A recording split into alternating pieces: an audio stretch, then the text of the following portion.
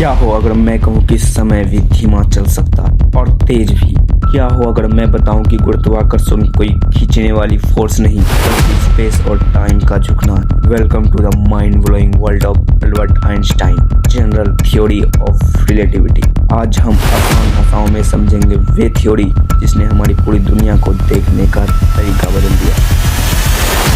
General relativity को समझने से पहले हमें थोड़ा पीछे जाना होगा। आइजैक न्यूटन ने कहा था कि ग्रेविटी एक फोर्स है जैसे पृथ्वी अपनी तरफ खींचती है। सदियों तक यही एक्सप्लेनेशन सही माना जाता था, लेकिन 1900 ईस्वी में एक नौजवान वैज्ञानिक अल्बर्ट आइंस्टाइन ने सवाल उठाया, क्या ग्रेविटी सच में कोई फोर्स है? और इसी सवाल ने जन्म दिया जनरल थ्योरी ऑफ रिलेटिविटी को। आइंस्टीन ने कहा, gravity is not a force, it is the bending of space and time. ये सुनकर पूरी दुनिया हिल गई।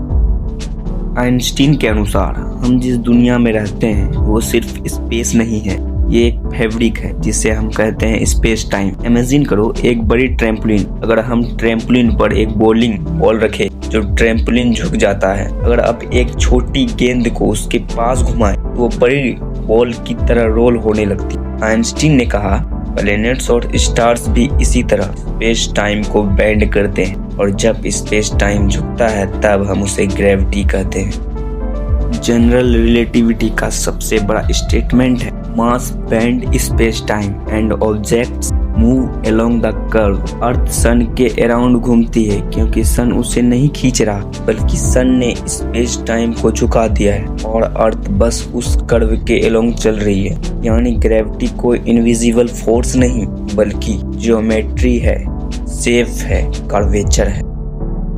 आइंस्टीन ने एक और शॉकिंग प्रेडिक्शन किया, ग्रेविटी सिर्फ स्पेस को नहीं टाइम को भी बेंड करती है। इसका मतलब स्ट्रॉन्ग ग्रेविटी रहेगा तो स्लो टाइम हो जाएगा, वीक ग्रेविटी रहेगा तो टाइम फास्ट हो जाएगा। अर्थ के सरफेस पर टाइम थोड़ा स्लो चलता है और स्पेस में सैटेलाइट्स पर टाइम थोड़ा फास्ट। जीपीएस सैटेलाइट हर रोज कुछ माइक्रोसेकंड आगे बढ़ जाती है और अगर आइंस्टीन की थ्योरी ना होती जीपीएस बिल्कुल गलत लोकेशन दिखाता।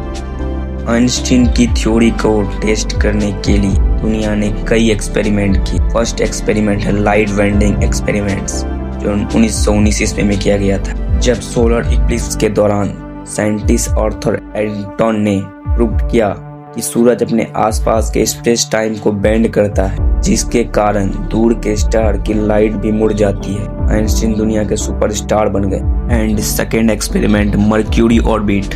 मर्क्यूरी ऑर्बिट के न्यूटन की थ्योरी एक्सप्लेन नहीं कर पा रही। आइंस्टाइन ने बताया कि सन का इंटेंस ग्रेविटी मर्क्यूरी की ऑर्बिट को ट्विस्ट करती है and boom, problem solve.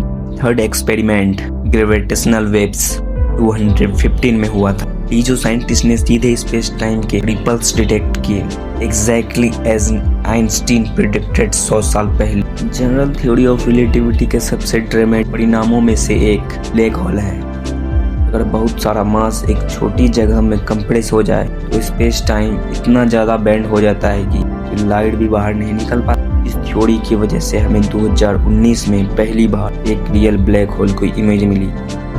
Einstein की जनरल थ्योरी ऑफ रिलेटिविटी ने हमें सिखाया यूनिवर्स सिर्फ स्टार्स और प्लैनेट्स का कलेक्शन नहीं बल्कि एक फ्लेक्सिबल फैब्रिक जिसमें स्पेस और टाइम एक साथ जुड़े। अगर आपको फिजिक्स, यूनिवर्स और मिस्ट्रीज पसंद है तो आइंस्टीन की थ्योरी एक कभी खत्म ना होने वाली एडवेंचर है। अगर आपको ये वीडियो पसंद आए तो लाइक, शेयर और सब्सक्राइब जरूर करें। मिलते हैं नेक्स्ट वीडियो में एक और कॉस्मिक जर्नी के साथ। Thanks for watching.